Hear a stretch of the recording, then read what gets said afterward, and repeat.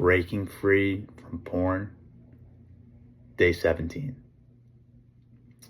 So I'm making this video today a little bit earlier than I normally do because about an hour ago I went through a very triggering situation, and it was something that I couldn't understand why.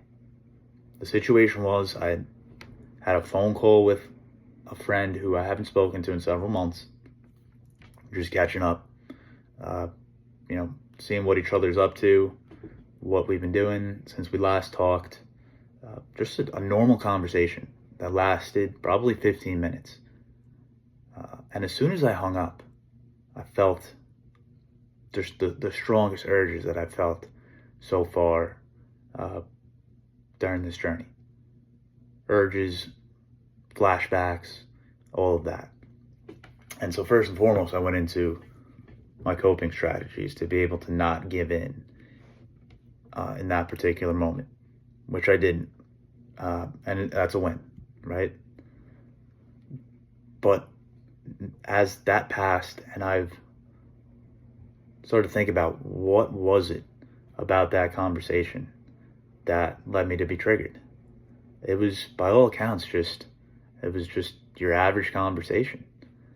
And the more I thought about it, I realized there was a moment where I don't want to say that I lied, but I purposely omitted the truth about this kind of harmless thing we were talking about.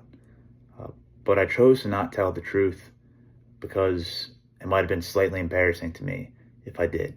And it was easier to just sidestep it because I didn't want to feel embarrassed. What I've realized is, as I've gone through this journey and I've started to live in more integrity with myself, that the moments that I'm outside of that path, when I'm engaged in lying, not telling the truth, and not sticking to my core self,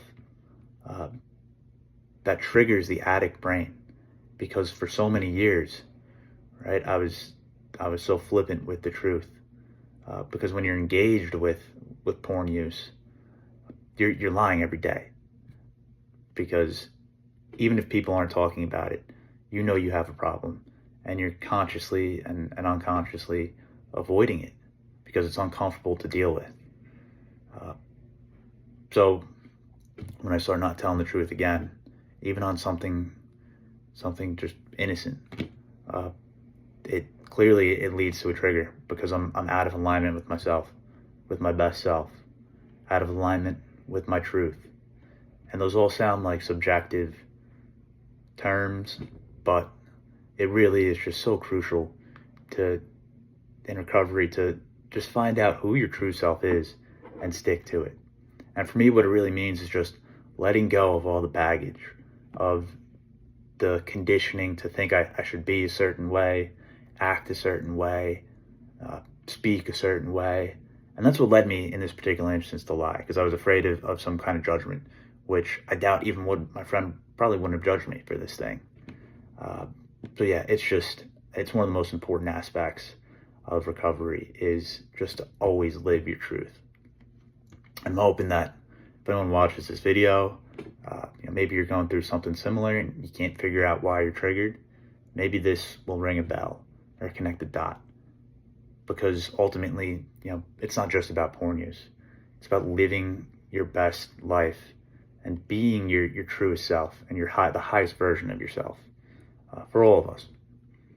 And if we can do that, the porn use will, it's not even a temptation, because there's no need to numb out, to distract yourself about things you don't like about yourself.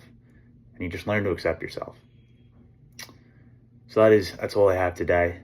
But as always, best of luck to all you guys out there who are going through this as well. And let's just do this one day at a time.